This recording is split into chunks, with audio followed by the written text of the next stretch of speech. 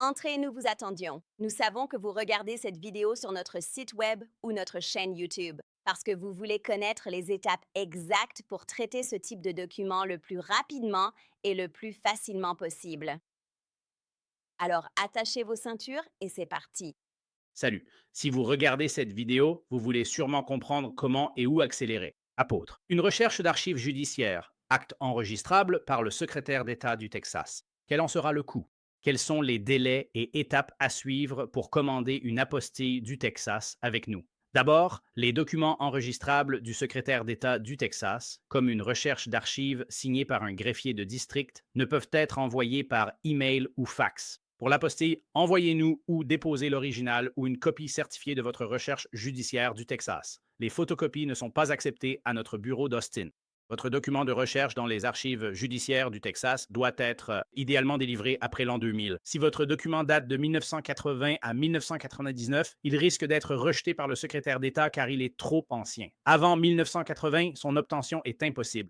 Apôtre. Obtenez ensuite une copie certifiée récente auprès de la ville, du comté ou de l'État du Texas. Deuxièmement, les documents enregistrables ne peuvent pas être notariés. Un notaire ne peut donc pas authentifier la copie d'un tel document pour vous. Seule une recherche de dossier judiciaire du Texas peut être délivrée par une entité gouvernementale de la ville, du comté ou de l'État du Texas, comme le site Internet du greffier du comté ou du district, et elle doit également être signée et tamponnée par un greffier compétent de comté, de ville ou de district.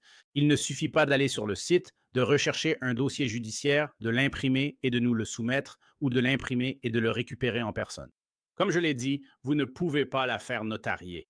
Il doit s'agir d'une recherche de dossier judiciaire signée et tamponnée par un greffier officiel de comté, de ville ou de district. C'est très important. Sur notre page en bas, remplissez et imprimez le formulaire d'apostille du Texas en ligne, puis envoyez-le nous par courrier avec un bordereau de retour prépayé. Nous pourrons ainsi renvoyer vos documents à l'adresse de votre choix partout dans le monde. Ensuite, il y a l'étape numéro 2 qui concerne les instructions d'expédition. Ceci est la deuxième étape. Tout cela va concerner l'expédition et la façon dont vous allez nous envoyer votre document et récupérer les documents de notre part. Nous allons vous expliquer ce que vous pouvez et ne pouvez pas faire. Alors, première chose, on nous demande tout le temps, et c'est dans notre FAQ, avec quel service de livraison recommandons-nous d'expédier les documents? Et la réponse est sans équivoque, FedEx. Nous expédions des colis depuis 16 ans. Nous avons expédié vers 6 continents. Nous n'avons pas encore fait l'Antarctique, touchons du bois, on espère que ça viendra. Nous avons expédié partout dans le monde depuis 16 ans. Nous utilisons uniquement FedEx pour notre bureau de Washington, D.C. lorsque nous traitons des documents fédéraux et d'ambassade. En 16 ans, je touche du bois, FedEx n'a jamais perdu ni endommagé un seul de nos colis au point que nous ne puissions pas le récupérer. Apôtre. Et ils sont de loin les plus abordables des trois grands opérateurs des États-Unis. La plupart des gens l'ignorent car ils expédient les commandes incorrectement. Nous allons vous expliquer comment faire, comment réaliser de grandes économies et comment utiliser FedEx. Vous devez donc utiliser FedEx OneRate. La plupart des gens ne le font pas. La grande majorité des gens choisissent simplement FedEx, obtiennent un devis élevé et finissent par aller chez UPS ou USPS. Si vous utilisez FedEx OneRate, et nous expliquons comment faire cela en détail avec une longue vidéo comme celle-ci et des captures d'écran. Si vous voulez simplement regarder les captures et lire cette longue page, tout est expliqué étape par étape pour créer vos envois FedEx et UPS juste ici. Avec FedEx OneRate, par exemple, Austin se trouve exactement au centre du Texas. Pour expédier nos documents d'un bout à l'autre du pays jusqu'à Washington, D.C., cela ne nous revient actuellement qu'à 10,95 $ pour un envoi FedEx en 2 jours. C'est même moins cher que le courrier ordinaire pour un envoi local au Texas. Lorsque nous faisons des devis, ce que nous faisons fréquemment, UPS facture plus de 40 $ pour cette même livraison à la même adresse et avec la même rapidité. Et même la poste coûte plus de 23 $. Donc, c'est plus du double avec la Poste et 4 fois plus avec UPS. Mais il faut utiliser FedEx. Non, voici le secret. Il suffit de cliquer ici et de suivre le guide. Nous comprenons que pour l'Amérique du Sud, centrale ou certains pays d'Europe, utiliser FedEx ou UPS coûte cher et il faut passer par DHL. Nous acceptons DHL. Cela prendra simplement plus de temps car ils n'ont pas de bureau. Cela retardera d'un jour car nous déposons le colis le lendemain de sa réception. C'est donc ce que nous recommandons. Allez-y. Chacune de ces options vous guidera pour le créer et vous pouvez faire cela en ligne, n'importe où dans le monde. Vous pouvez créer cette étiquette depuis votre appartement, votre maison, où que vous soyez. Vous n'avez pas besoin de quitter votre domicile pour créer l'étiquette. Ensuite, il vous suffit d'imprimer l'étiquette et de l'envoyer avec vos documents. Ou bien, vous pouvez aussi nous l'envoyer par email. Dans tous les cas, ce sera toujours un PDF. Vous devez donc vous assurer de télécharger le PDF original. Ce ne peut pas être un document Word ni une photo. FedEx ou UPS, lors de la création de l'étiquette, vous fourniront toujours un PDF à télécharger. Il vous suffit d'imprimer ce PDF et de l'envoyer avec vos documents à notre adresse. Ou envoyez-le par email si quelqu'un d'autre expédie vos documents. Par exemple, ce dont je vais parler maintenant. Si vous faites appel à Texas Vital Statistics ou Texas Vital Records, c'est le même endroit à Austin, au Texas. Ils délivrent des copies certifiées conformes des actes de naissance et de décès pour les 254 comtés. Ainsi, beaucoup de nos clients commandent un nouvel acte de naissance ou un nouvel acte de décès dont ils ont besoin pour un autre pays. Et ils demandent à Texas Vital Statistics de nous l'envoyer directement car il se trouve ailleurs aux États-Unis ou quelque part dans le monde. Et il n'est pas logique pour eux de l'expédier aussi loin vu le coût d'envoi de ce document et le temps que cela prendrait pour l'envoyer en Europe, en Chine ou ailleurs dans le monde, alors qu'ils peuvent simplement nous l'envoyer. Ou alors, au niveau local, si vous demandez une licence de mariage, un certificat de mariage, un jugement de divorce, un certificat de divorce ne s'obtient qu'au niveau du comté ou de la ville. Cela inclut le comté de Travis ici à Austin, ainsi que les comtés de Harris, de Dallas, d'Apostle ou le comté de Tarrant. Le comté de Bexar, n'importe lequel de ces comtés au Texas ou les villes, vous pouvez les utiliser. Envoyez par courrier vos documents de divorce ou de mariage ou vos actes de naissance ou de décès directement chez nous. Mais c'est très important. Vous ne pouvez pas mettre votre adresse ni votre nom dessus. Ce qui s'est passé à plusieurs reprises maintenant et le courrier a été retourné, c'est que vous devez mettre notre, encore une fois, cela relève du bon sens, mais vous devez mettre notre nom, le nom de notre entreprise et notre adresse sur le document. On pourrait penser que c'est du bon sens, mais ce que font les gens, c'est qu'ils mettent leur nom. Quand ils commandent cela auprès du comté ou de l'État, ils mettent leur nom et notre adresse. Donc ils mettent leur adresse ou notre adresse et leur nom. Eh bien, cela n'existe pas. Et donc, notre bureau ne signera pas pour le bureau de notre entreprise. Il ne peut pas signer parce qu'ils ne sont pas sur le bail. Nous partageons un bureau avec 67 autres entreprises réparties dans différents bureaux à l'intérieur du bâtiment. Et il y a une réception partagée là-bas, ils signent pour les documents et ils acceptent les documents, etc. Eh bien, ils ne peuvent pas l'accepter parce qu'il n'y a personne sur le bail. Il faut que ce soit notre nom. Et donc, cela va être renvoyé. C'est problématique. Si vous expédiez depuis le Texas vers l'Europe, les documents seront renvoyés à l'expéditeur. Alors, s'il vous plaît, assurez-vous de bien mettre notre adresse dessus. Si vous voulez, vous pouvez mettre le nom de notre entreprise et ensuite, vous pouvez indiquer à l'attention d'eux et peut-être mettre votre nom si c'est nécessaire. Et puis, notre adresse et notre numéro de téléphone, c'est bon.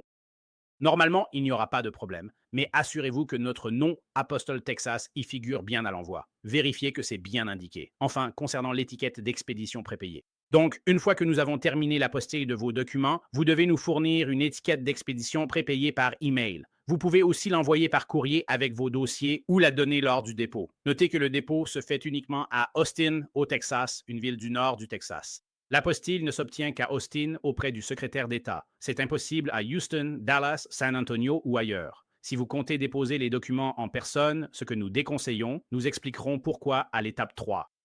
Vous pouvez aussi déposer une étiquette d'expédition prépayée, mais sur celle-ci, vous ne devez pas mettre nos informations. Vous devez donc indiquer votre nom, numéro de téléphone et adresse, ou ceux d'un collègue, d'un ami ou d'un membre de la famille. Et pour l'entreprise, mettez ce que vous voulez, mais vous ne pouvez pas indiquer notre adresse parce que nous serions facturés par FedEx, UPS ou DHL si le colis passe par la douane. Ou encore, si votre expédition n'est pas assez payée, ils voudront facturer plus. Donc, cela se trouve dans le coin supérieur gauche. Donc, lorsque vous créez une étiquette d'expédition et qu'on vous demande d'où elle provient, d'accord, nous ne sommes pas l'expéditeur, nous ne sommes pas l'importateur. C'est vous qui créez l'étiquette d'expédition. En tant qu'importateur vers l'étranger, vous indiquez l'expéditeur sans utiliser nos coordonnées, même s'il envoie par d'Austin, Texas, car nous ne sommes que le point de dépôt. N'utilisez donc pas nos informations. Désolé, on ne vous renverra pas vos documents. Si l'étiquette contient nos coordonnées, surtout à l'international, nous refuserons. Nous vous enverrons un email pour en demander une nouvelle. C'est dans nos vidéos et captures d'écran. Nous vous le disons, vous ne pouvez pas faire ça. Donc, il vous suffit de nous donner une nouvelle étiquette avec l'adresse de quelqu'un d'autre dessus. Encore une fois, cela n'aura jamais d'importance. Parce que cela ne sert que si FedEx le perd, c'est-à-dire si l'adresse que vous avez indiquée n'existe pas. Dans ce cas, il le renvoie à l'expéditeur. Donc, de toute façon, vous ne voulez pas que cela nous revienne, que cela vous revienne à vous un proche, un collègue ou un avocat, assurez-vous juste que lorsque vous mettez l'étiquette d'expédition, notre adresse n'y figure pas. Et cela, nous le voyons ici sur ces deux documents également. Et puis, si c'est une expédition à l'étranger, il faut faire une facture de douane. D'accord. Donc, ce n'est pas pour tous les pays, mais pour presque tous les pays. Lorsque vous envoyez des documents à l'étranger, une facture douanière ou commerciale est requise pour passer la douane vers un autre pays. Ce n'est pas nécessaire au niveau national, mais pour des envois, par exemple, vers le Canada, l'Europe, la Chine, l'Australie, le Moyen-Orient ou l'Amérique du Sud, ils vont vouloir savoir précisément ce que contient l'enveloppe. Et donc, vous pouvez cliquer ici pour FedEx et ici pour UPS. Nos modèles pré-remplis conçus avec leurs responsables simplifient ces formulaires en retirant le superflu car cela peut être déroutant. Pas besoin. Et tout est pré-rempli pour vous. Il suffit d'y mettre vos informations, l'adresse, puis signer et dater. C'est tout. Et ensuite, vous pouvez l'imprimer et nous l'envoyer par courrier ou par email, ou le déposer lorsque vous nous remettez vos documents quand nous voulons les retourner. Donc, encore une fois, cela passera par ici, pour les deux. Et encore, pour certains pays, cela n'a pas d'importance. Par exemple, pour le Mexique, vous n'en avez pas besoin, mais beaucoup le font par précaution. Nous allons simplement glisser cela dans le colis avec la facture de douane lors de l'envoi. Mais je sais que le Mexique ne s'en soucie pas, du moins pour les documents. Pour les colis, ils s'en soucieront. Il faut avoir une facture de douane. Mais pour ce qui est des documents, cela ne les intéresse pas. Donc voilà, c'est à peu près tout pour l'expédition. Merci. Ceci, c'est l'étape 3. Je vais passer en revue la tarification actuelle que nous avons. Et dans le cas où vous envisagez de nous déposer des documents ainsi que consulter l'ensemble de nos différents délais de traitement qui sont à jour au 30 novembre 2025. Alors, comment devez-vous procéder? Si vous allez nous déposer des documents, ce que vous devez faire, c'est ceci. Vous allez devoir imprimer notre formulaire de commande que vous remplissez en ligne. Vous allez cliquer ici, juste ici, ceci. En cliquant ici, vous accéderez à la page de notre formulaire de commande. Et c'est à ce que vous allez remplir en ligne puis imprimer. Et il y a une autre vidéo là-bas qui explique comment remplir le formulaire de commande et tout ce qui s'y rapporte. Donc, si vous allez, encore une fois, si vous allez nous envoyer vos documents par la poste, ce que la plupart des gens font, vous imprimez notre formulaire de commande et vous l'envoyez avec vos documents, comme nous l'indiquons à l'étape 2. Vous devez nous l'envoyer si vous comptez déposer vos documents en personne, ce qui n'accélère pas le processus, et je vais vous expliquer cela. Si vous souhaitez le déposer à notre bureau d'Austin, qui est le seul endroit où nous pouvons le faire, ni à Houston, ni à Dallas, uniquement à Austin, vous pouvez le déposer, vos documents. Si vous habitez dans la région d'Austin, vous devez imprimer notre formulaire de commande et l'apporter avec vos documents. Je vais maintenant vous expliquer nos horaires limites, donc pour le service le jour même. Cela signifie que nous allons déposer vos documents juridiques auprès du secrétaire d'État du Texas. Si nous recevons vos documents avant midi, heure normale du centre, du lundi au vendredi, sauf les jours fériés fédéraux ou d'État. Quand le secrétaire d'État est ouvert, ils ferment en fait plus que les seuls jours fériés. Par exemple, pour le 4 juillet cette année, ils ont fermé le lundi suivant le 4 juillet. Ce n'était pas un jour férié fédéral. Et ils ont fermé cette semaine, le mercredi avant Thanksgiving. Et ce n'était pas non plus un jour férié fédéral où le Black Friday, ils sont également fermés. Ce n'est pas un jour férié, mais ils ferment 3 jours cette semaine. Et ils seront fermés pendant 3 jours pour Noël. Ils ont annoncé la fermeture la veille de Noël, un jour non férié fédéral. En cas de fermeture, nous ne pouvons pas déposer vos documents. Sachez simplement que pour les délais de traitement, aucune entreprise ne peut déposer vos documents sans que le secrétariat d'État soit ouvert. Soyons clairs là-dessus. Donc, si nous recevons vos documents avant midi, heure normale du centre, du lundi au vendredi, lorsqu'ils sont ouverts, nous allons garantir si nous les recevons avant midi, nous les déposerons auprès de l'État du Texas. Ensuite, selon leur délai de traitement, cela change. Nous ne contrôlons pas cela. Aucune entreprise, aucune personne ne contrôle la rapidité avec laquelle ils vont traiter les dossiers. À l'heure actuelle, et nous modifions cela chaque mois, comme en ce moment, cela va passer à décembre 2025. Donc, si vous regardez cette vidéo dans le futur, en 2026 ou 2027, oubliez ce que vous voyez ici. Ce qui compte, c'est ce qui est indiqué sur cette page, juste ici. C'est le délai de traitement actuel pour le secrétaire d'État. Et je vais passer en revue cela dans nos exemples. En novembre 2025, le secrétaire d'État prend actuellement de 0 à 2 jours ouvrables pour délivrer des apostilles sur les documents. Et je vais expliquer ce que signifie 0 jours. Voici donc quelques scénarios. Si nous recevons vos documents par courrier ou dépôt avant midi, heure centrale, nous allons alors procéder à leur dépôt. Ensuite, il est possible, mais pas probable, que le secrétaire d'État vous délivre une apostille le jour même. Le jour même compte pour zéro. Nous devons recevoir votre document avant midi le jour même. Nous allons le déposer ce jour-là et il se peut qu'il l'émette le même jour. Nous allons vous le renvoyer par courrier le jour même. C'est ce qu'on appelle 0 jour. Ou bien il peut leur falloir jusqu'à 2 jours ouvrables après que nous l'ayons déposé pour qu'ils vous le délivrent. D'accord, je vais donc expliquer nos exemples ici. Donc, scénario 1, nous recevons vos documents avant ou à notre heure limite de midi, heure centrale, un lundi. Et ensuite, nous le déposons le même jour. Le secrétaire d'État émettra soit une apostille sur vos documents le même jour, ce qui correspond à 0 jour. Le jour ouvrable suivant, il pourrait le faire, ce qui fait 1 jour ou 2 jours ouvrables. Donc, dans le pire des cas, vous le recevrez et il vous sera renvoyé par courrier le mercredi. C'est donc le meilleur scénario si nous recevons votre document avant midi. D'accord. Le deuxième exemple, si nous recevons votre document l'après-midi, heure du centre. Si vous l'envoyez via UPS, FedEx ou DHL ou le déposez au bureau entre 14 et 16h55, certains arrivent juste avant 17h. Si vous le déposez ce même lundi, nous allons le déposer le lendemain, donc nous ne pourrons le déposer que le jour suivant. Nous allons le déposer le jour ouvrable suivant. Et ensuite, il pourrait l'émettre ce même jour, donc 0 jour d'attente. Il pourrait aussi l'émettre le jour ouvrable suivant, soit 1 ou 2 jours ouvrables plus tard. Donc, dans le pire des cas, nous pouvons le récupérer et vous le renvoyer par la poste ce jeudi-là. Dans les deux scénarios, si nous recevons votre document un lundi, ce sera prêt le mercredi ou le jeudi. Dans le pire des cas, sauf apocalypse zombie, révolte d'orques ou invasion d'aliens, si vous le faites un lundi, il vous sera renvoyé par la poste le jeudi. Quoi qu'il en soit, cela peut vous être renvoyé par la poste dès le lundi. Donc, je tiens à récapituler, car je dois insister sur ce point.